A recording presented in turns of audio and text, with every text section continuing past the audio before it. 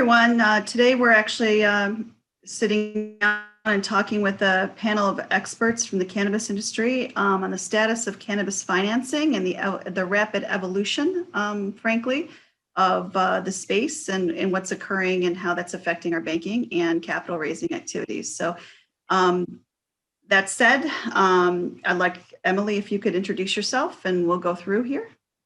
Okay, thank you, Kimberly. My name is Emily Paxia. I'm co-founder and managing partner of Poseidon.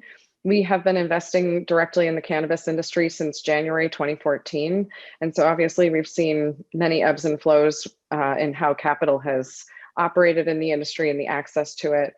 We have 2 funds that are dedicated to the space, and we've run 7 syndicated or SPV vehicles. And we have a 3rd fund that we're actually launching in about a week. So we're continuing to lean in on the space. We think it's a great opportunity. Doug? Great, thanks, Kimberly. My name is Doug Gordon, and I'm the Executive Vice President and Head of Leaflink Financial. Leaflink is the cannabis industry's wholesale marketplace. We currently operate across 27 different territories, matching dispensaries to order directly from all the brands that are legal in those given states. We currently move about $3 billion of transaction volume through the platform on an annualized basis, which we believe represents about 30% or even a little bit more of the entire wholesale market. And Leaflink Financial was established to directly address the pain points surrounding how to get paid in a B2B transaction, and is ultimately a payment and trade credit solution for the space, ultimately allowing sellers to pick and choose when they want to get paid and allowing buyers to pick and choose when they want to pay. We closed a $250 million credit facility in July of 2019 or 2020, and has really accelerated our ability to provide liquidity, much needed liquidity to an industry that has ultimately been starved up to this point. So really excited to be here and talk to you all. Thanks, Doug. And also joining us, Joe. Yeah, thanks. Thanks, guys. This is Joe Crothers, CEO of Sears Group Holdings and of Sears Acquisition Corp, which is a cannabis-focused SPAC traded in Canada. We founded Sears Group Holdings back in 2016, much like what Emily mentioned, where we saw a unique opportunity in the industry, not only to make money for ourselves and our investors, but to be on the right side of a movement. And we really are proof that you could do great business with your friends. We were founded by 5 folks. 20-year cannabis vet, a guy in the entertainment industry, former lawyer. So our goal here really was to bring in some complementary resources and try to approach a new industry. And we had a great run for the last several years, and I think the best times are ahead for this industry. Thanks, Joe. Really helpful, Emily, Doug, and Joe. I think it's going to be an interesting conversation today. Obviously, I'm my background is I'm the CFO of Jushi Holdings Inc. And we're a multi-state operator with growing in key markets such as Pennsylvania, Illinois, and Virginia. We obviously raised another $65 million this morning. Congratulations.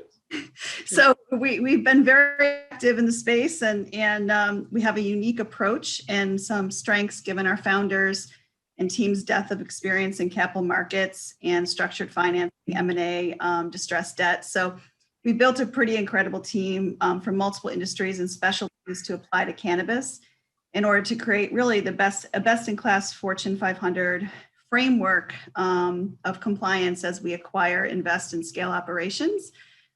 So I have lots of questions for you today that I'm sure everyone's going to be very interested in hearing. So let's just jump right in. Let's start with a quick overview of the current relationships between cannabis-related companies and commercial banking services and financial institutions today, and where we think it's going to evolve. Emily, you want to take a shot? Sure. The industry has for a long time struggled to establish banking relationships because of the federal status of it being a Schedule I narcotic.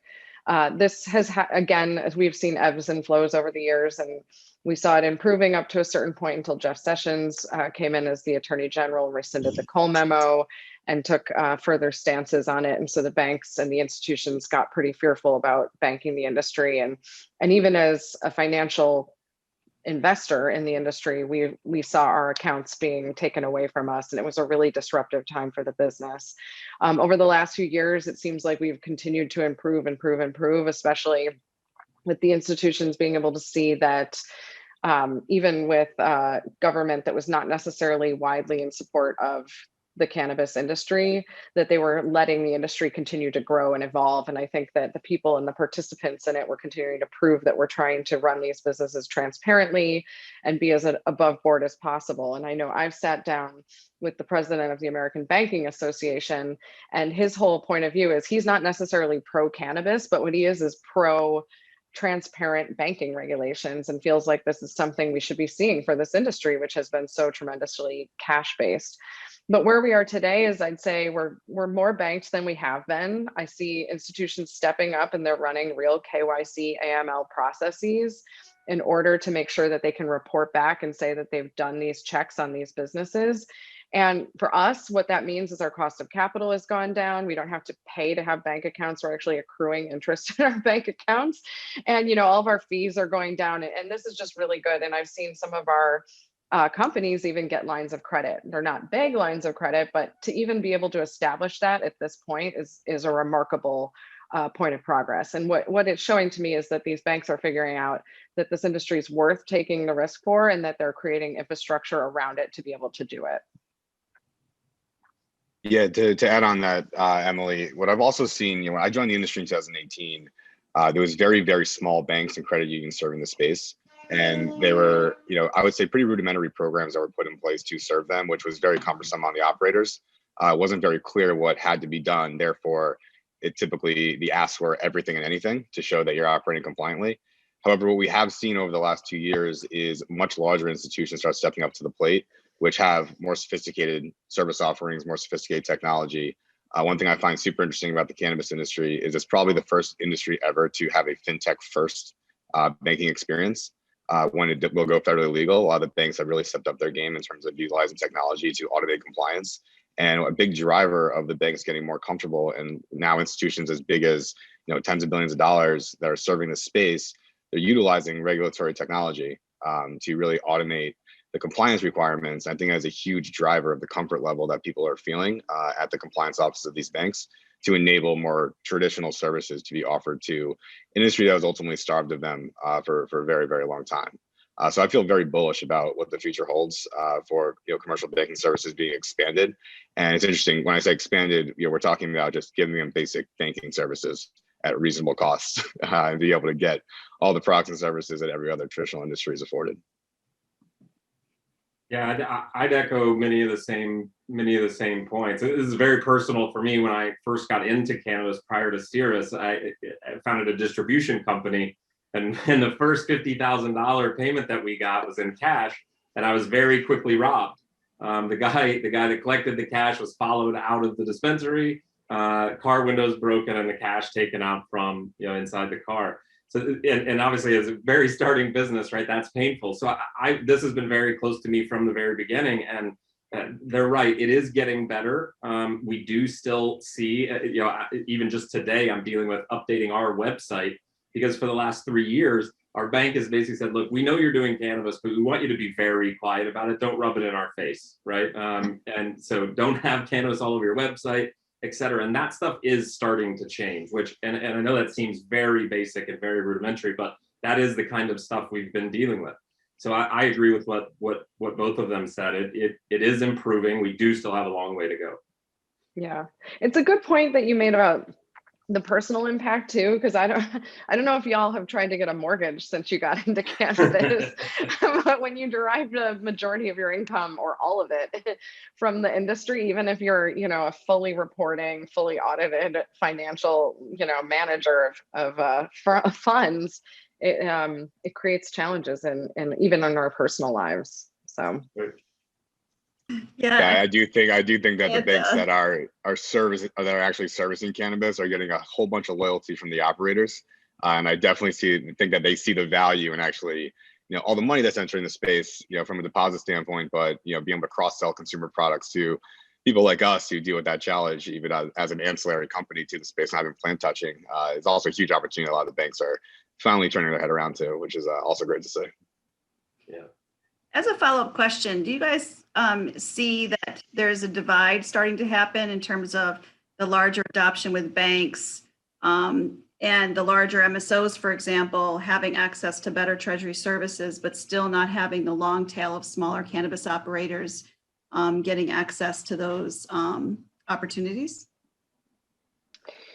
I mean, I'll just say, I think our MSOs are still, they're banked, but I think they're still dealing with, those expensive accounts that have limited transactions you can do in and out of them. And I think that it creates a lot of inefficiencies. You think about your corporate overhead, you want it to get very tight and lean and create efficiencies of scale. And I think that the operators are still dealing with that, even the biggest ones. I mean, yeah, their life gets easier. And I think that the more money that's moving into an institution, the institution's willing to kind of bend over and make it work. But I'm not sure that it's as easy as we'd like it to be. But I'd be curious to hear from Jushi's point of view and from everybody here too. But I think we still have a lot of upside. Like, this is one of the things I talk about, like unlocking value in this industry includes the fact that your cost of capital and your banking can get much more efficient. And that can really change the way your cash flows function. So.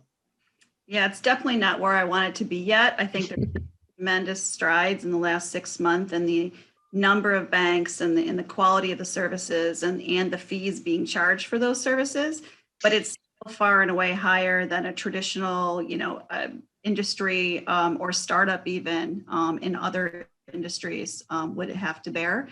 And the cash, to Joe's story about picking cash pickups, I mean, like armored car services and the expense thereof because you can't bank or take credit cards is a real problem. With the, in terms of the progress at the federal level and safe banking, Joe, what are your thoughts on that? Well, I think the Safe Banking Act to me is certainly goes a very long way to correcting these problems. There are, I think as this panel has mentioned before, that there are credit, a lot of the payment services is a lot of the hang up, right? And that doesn't necessarily correct those issues. But look, it's a right step. It's a helpful step, helps validate, helps move us in the right direction. I don't know that it perfectly solves that problem. But I think there's even maybe a bigger structural issue here, given the new government. The Cowan just came out with a piece the other day, basically saying SAFE is probably dead on arrival now because of the ability to break the filibuster. It can't be added to another bill. It's going to have to be its own deal. That could cause some questions, right? Because then you're going to want to overlay that with decriminalization and other components before folks want to allow that passage. So I think there might be some structural changes here where SAFE might be the right first move, but given sort of where we are in the Senate, I have a feeling we're going to have to see it in a bit of a different form, than what we're used to. Doug, you have some thoughts there? Yeah, 100%. I completely agree. And I've recently been reading these pieces as well. And it seems that decriminalization is more of the priority at the federal level than, federal legalization or anything like safe banking. That seems to be the common theme that's coming out in all the recent news. But I don't think that it stifles innovation, and I don't think it stifles the banks to get more and more comfortable with offering services. I think that we're in a pretty, there's been nearly a decade of cannabis businesses operating, and the progress is being made year over year as it pertains to banking. Has been great in my opinion. And I think Emily alluded to the start stops that have happened. I don't think that we're stopping anymore. Right. I think that there's been progress made, and these banks are directly speaking to their regulators and showing their programs and being completely transparent. And I think a lot of the good news is that the operators themselves have stepped up their game to be more compliant, to operate more efficiently, to be more transparent, which has resulted in more professional, operators across the board, where the bank's really pressuring them. But then on the opposite side of it, when you're reviewing these files as a bank regulator or a compliance department, you're seeing that, this business is trying to be a real industry, right? They're trying to operate in a real industry. And I don't think that, the banks are going to stop offering services.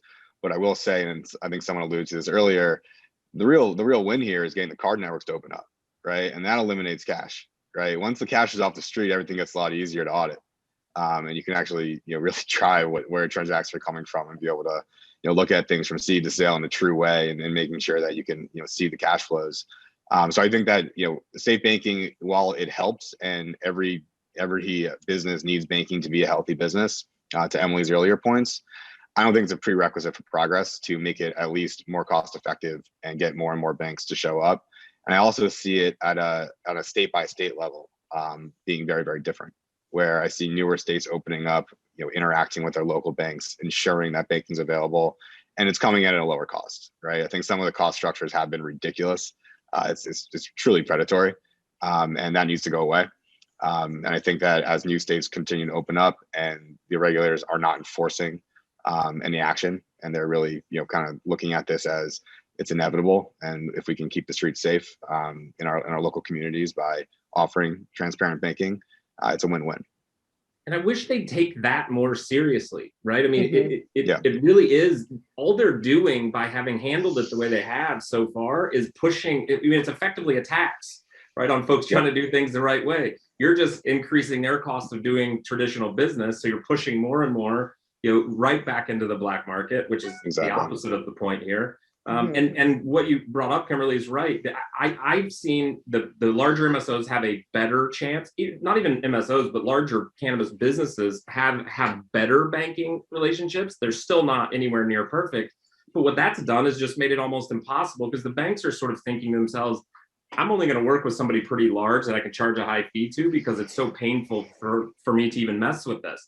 So that by default, right, just eliminates all those small players, which then makes it even harder in an industry where we're constantly giving the lip service of, oh, we want to take care of the little guy, we want to do this the right way. We're doing the exact opposite in terms, and I say we, the government here and the regulatory environment is sort of pushing more and more of that problem that they claim they're trying to fix. Yeah, you're right. It's about, they're using it as leverage to charge cannabis companies more just because they're cannabis, when they're just a small business trying to grow and build. And this is happening, by the way, outside of the United States too. Cannabis operators in other countries, because of the US's influence, right, on banking around the world, folks are afraid to even transact with a cannabis company in South America and bank them, because they're afraid their US institutions are going to have an issue with that. So this is a global problem.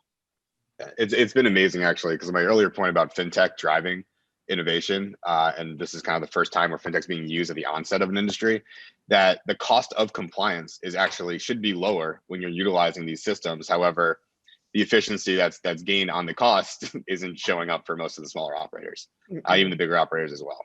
So it's kind of, it plays against each other a little bit, where the fintech's goal is to make things more efficient, eliminate the back office costs, eliminate people ultimately. However, there's still the need for people, but we're not seeing the cost savings be reflected downward.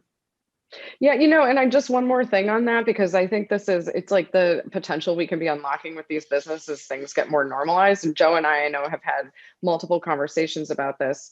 When I talk to our insurance providers and our brokers, our insurance rates are just extraordinary in this industry, almost prohibitive, and the coverage we get for it is just commensurate to what we're paying. Is just absolutely inverted. But from what I do understand is a lot of this is also entangled in this lack of banking regulation at the federal level. And so some of these things, once they unlock, not only will we have better banking relationships, access to payments without extortion basically at these rates, and then it'll also trickle through to the way that our insurance costs look. It's just unbelievable how many things can change once this starts shifting in the right direction. You're absolutely right, Emily. I see it. Yeah.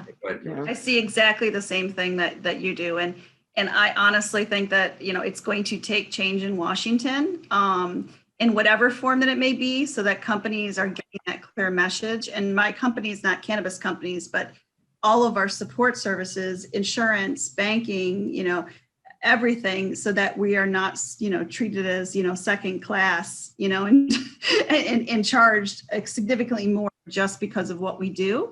But even if something passes in Washington, what is the expectation of how long it will take to trickle through to actually be felt? I'll step in there. Go ahead, Joe.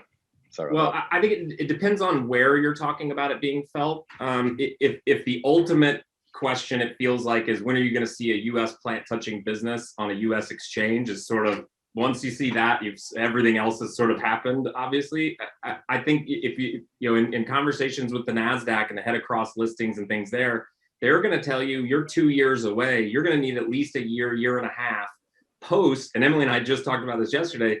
You're going to need a year and a half post legalization or post rescheduling, right? And even something like SAFE before you get the infrastructure put together inside the United States. Investment banks actually banking these deals. You need all those components to even bring something, right, to get it listed. So I think that's where we've got a lot of underground work to do before you can see those things really hit the surface. So I think even if you get, you're adding 12 to 18 months for sure before you really see that, even after you get this type of movement we're talking about, SAFE or some form of legalization, whatever that means at the federal level. You jumped right to listings, but I was actually thinking more about, what the impact on improving banking and finance and credit card processing will have on the industry and how long that will take. I mean, we all saw, the Farm Bill pass and what we thought that would do for hemp. And then, banks really, haven't really caught up to actually, they're still leery of even hemp businesses. So, on that. Oh, sorry. Go ahead. Go ahead, Emily. Well, I mean, I think that's one of the things that gets me really nervous and frankly quite sweaty is like, if we're running towards federal legalization, but we're not thinking through the execution of it and the implementation of it, we could end up in this like purgatory, like the Farm Bill put the hemp industry in for the last 2 years. We need clarity in terms of how these things are going to be rolled out. And that's why I think there's a group of us who are very pro, like, let's tackle these things issue by issue. I mean, first and foremost, 100% decriminalize at the federal level. There should be no one going to prison for cannabis possession, nonviolent especially. I mean, there's just no reason, and we all know how this has been weaponized in anyway. But besides that, clarity on banking, clarity on how this can work in terms of payment processing, all of that, first of all, stands to benefit on the taxes and the auditing of taxes, as we've talked about, but also getting the cash into the system and the cash flowing. And frankly, I think we're going to see even more revenue generation, because we all know that when you can move from cash payments to card or digital, your basket size goes up. And I know I get sticker shock as a consumer here in California when I'm like ringing up all my goodies on Spark's website, and then all of a sudden I have a $300 basket.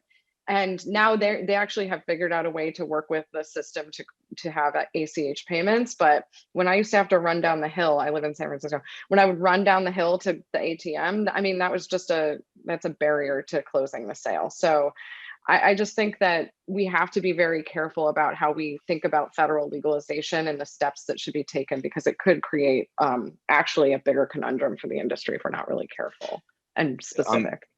I'm actually interested to hear from everyone on this panel, because we're all talking to other industry participants, but also people outside the industry that are heads of these companies.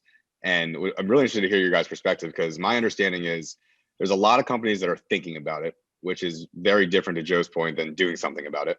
And the execution strategy around this is going to, until there is deliberate clarity for bigger companies to throw their name on it, there's going to be a lack of progress, and it's going to be another start-stop, which is what can I do? What can I do? And my fear is that if you over complicate it, the existing banks that are in it get hamstrung as well. So I'm very interested to hear your guys' perspective on that, because I hear a lot of talking. I'm not sure I see a lot of doing, but interested to hear what you guys have to say about that. Yeah, I think you're right. It's a lot of folks trying to figure out really creative solutions. I mean, even funds investing in the space, trying to find synthetic ways to own names, because they can't trade in in the stock directly. I mean, you're right. It's causing sort of a lot of movement that's really inefficient and unnecessary, frankly. And I think you're right. We've still got a long way to go before we actually see action. But I think that's where the domino we're discussing here sort of starts that chain reaction. And I think that's what we really need. It's just been a lot of talk with no actual movement. I think once you get those first couple dominoes, then hopefully we can get there. But yeah, you're right. There's a lot of really perverse incentives right now and a lot of time wasting trying to accomplish very simple things. Well, it's I mean, certainly raised go a whole ahead. group of more knowledgeable investors and funds on how to accomplish putting investments into cannabis companies over the last few years. And more and more people are starting to understand the complexities and how to actually accomplish that, but it's still not easy. Like everyone in cannabis now has their own JD. Just to all the hoops has been jumped through. The lawyers are winning in this industry more than anyone. That I can tell you. Yep. Lawyers and armored car services. I mean, we have a political consultant that we work with. Well, we have a few, some that we work with on the state levels, some that we work with on the federal levels. And more than anything, it just helps us to understand the context in which these bills or these initiatives are being reviewed, because it is perplexing. I don't understand why we wouldn't want cash to be moved into a tracked system that's been understood to be the most compliant way to do business in the US specifically. But you learn that there's I mean, cannabis doesn't live in a vacuum. And let's face it, the last 4 years have been, there's been a little bit of political turmoil. And I think that we got kind of sidelined by some of the progress because, well, we also, the pandemic, I mean, that kind of stepped in front, but the pandemic has served us well, right? Because there is this need for tax revenue at the state levels. And so I think we do have more advocates than ever trying to support this industry and trying to capture that tax revenue. So, but I do think, you know, from what we've heard from our political consultants, it's not a clear line in terms of why this hasn't been moving forward. It's other agendas that sometimes get in the way. Yeah, absolutely. Yeah, political football. You know, they could decide, you know, like New Jersey, Yeah, to legalize or go recreational, but then they don't have a structure or path of how to get there in a way that's understandable to even the companies that are willing to invest to build out that market. exactly. And but frankly, other states are then benefiting. So, you know, you're seeing Virginia progressively, you know, work very hard on that this year, as well as some other states that are being more smart and sensible about how to do that in a structured, effective way to tax dollars to pay for programs. It's interesting if the states would be a little more streamlined and look at it like businesses do, they could get there a lot faster and create a lot more jobs and a lot more tax revenue to solve some of their problems. Mm-hmm. Yeah, because I mean, all the way down to the small businesses, you know, there are microloan programs in other industries that can help people launch independent businesses and be able to access capital in a way that's, you know, not prohibitively costly. And these are programs that we don't get to have in this industry. But I guess this is where those of us who are fund managers and who are financing the space, we get to kind of play the Wells Fargo of the gold rush in cannabis and think about how we can kind of wield that as a resource. I know in our firm, we're looking at maybe creating our own kind of equity applicant microfund pool of capital that is at a rate that, you know, cannabis investors have gotten used to 12% plus rates on debt, essentially. And that's what people find to be so attractive, commensurate to the risk of participating in the industry. But I think there are some of us who are like, wait, actually, a lot of the issues around equity applicants being able to open doors is about access to capital. And we have to be realistic about what rates those would have attached to them. And I think that there's a lot of more, there's a potential for goodwill investing in that way, where you kind of understand that your rates are not going to be what it would be for, you know, financing an MSO, a big MSO, but you can do some good and get some more small businesses open. And I think that that's the way we're thinking about participating, because I know a lot of people have run down supporting some of these other organizations really well, but I think we could play in the position we sit in as an investor. We can play some really positive influence there. So one thing it's always on my mind, and we kind of touched on it, that as long as when there is progress being made, right, when there is progress and bank financing is available, right, it's likely going to come to us first as ancillary businesses, right? And how do we leverage a lower cost of capital to immediately play that down to give the businesses a lower cost of capital as a result? And I think that like the infrastructure that's been created for cannabis is probably going to be the one that continues to push the benefit of any kind of progress to the industry. And I think we mentioned it before, there's definitely predatory companies out there that are taking advantage of the opportunity with 100% plus APR products and whatnot. But ultimately, if you want to be around long term, you have to provide true value and be transparent about what's being offered and the value that you're creating. So, as soon as we're able to all get lower cost of capital, that immediately opens the door for better cost of capital to our customers or your investments. So I think that is an accelerant that I think that isn't really talked about too much. But as lower cost of capital happens to the bigger funds and financing companies, that will ultimately, hopefully be passed on in a very deliberate way. Yeah, because frankly, it all translates into higher cost of products for consumers. Yep. I think we should join together and do this as a JV, Emily. Let's do something as a group of investors in cannabis and market it that way as a vehicle that folks can access. Joe, you were on my call list, buddy. So we're gonna do it. Yeah, I think that's a great idea. It would give the borrower a chance to talk about multiple funds in the space that are involved with what they're doing. It would give them a lot of other, at the end of the day, and our mutual friend Tahira says this to me all the time, so much about this equity stuff is about getting outside your network, right? And getting into, there is talent out there. There are people out there. We just don't know them. They're not your first 5 phone calls. I think we should absolutely talk about this. It would help extend all of those networks and give them a better spot to access folks like us. I think that's right. And the way we were thinking about it is a collaborative effort, because I think we all want to do it. And I think if we join together, I think all of a sudden we're going to have a great pool of resources. And I know someone who has done microloan work, and I think it could be awesome. Because we're Series A or later stage investors in this last fund. And so by nature, we can't be looking at the startup retailers or operators, but now that we're quite allocated, we have the opportunity to start doing that. So I'm excited. Now we're solving problems on this call. There we go. There we go. In real time. So crystal ball, guys, where do you think we're going to be a year from now in terms of banking, regulatory, cost of capital? My crystal ball says that we got a good shot at decriminalization. I won't tell you that I think we'll see safe banking by that time, but I think the conversation will be heavily moved in that direction by the end of the year. But I think the only technical step we will have made by then will be decriminalization. And I do think there'll be a couple other states that come online this year, sort of just through their legislative process versus voters. But I think those are the 2 big stories of the year in terms of what we've actually accomplished by that time. Yeah, I would also just add on that the amount of capital that entered the industry in January alone, and even the last 2 weeks of first 2 weeks of February, I mean, we are at the beginning of the year, right? And more states are going to open up.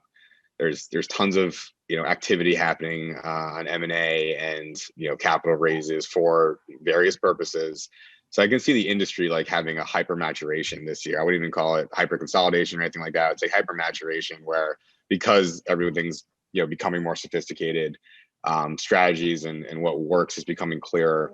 We're going to see new states come online faster, more aggressively. We're going to see existing states completely mature in a faster way because the new capital and the new people that are entering the industry. So while, yes, we probably won't have massive progress on the federal level, decriminalization will be a huge win politically and also for everyone, but then gets even more support towards, those tailwinds are unstoppable at that point. So I think this year is another massive injection of capital to the entire industry. And then those tailwinds will be followed by, hopefully, over the next 2 to 3 years, tremendous progress. But I think that all the businesses that are currently serving the industry are going to be, who are doing it the right way will benefit this year in a very, very good way. I hope in a year I'm on a plane to New York to go ring the bell with one of our companies that's uplisting to the NASDAQ. And then I'm going to walk down the street in Manhattan and buy some cannabis, and it's going to be good cannabis. And I will be proud of this industry for having made absolutely tremendous movements. You know, one of the things we talk about is that the velocity of change has absolutely accelerated since we got into this industry. Back in 2014, it's amazing. Election night was a landslide victory for the space in states that I couldn't have even conceived of within the time frame that we've seen that change. And you know, it's gotten to the point, I have this like new joke where I'm like, I was on the phone with my brother, who's my business partner, the other day, and he's like, "Oh, Arizona's selling adult use cannabis today." I was like, "Wow, okay, here we go." Like, these things are just happening, and so I'm an optimist. I would have flopped out of this industry a long time ago if I didn't have an optimistic lens. But I'm also a realist in that we all have to keep pushing and we all have to keep operating at the highest level.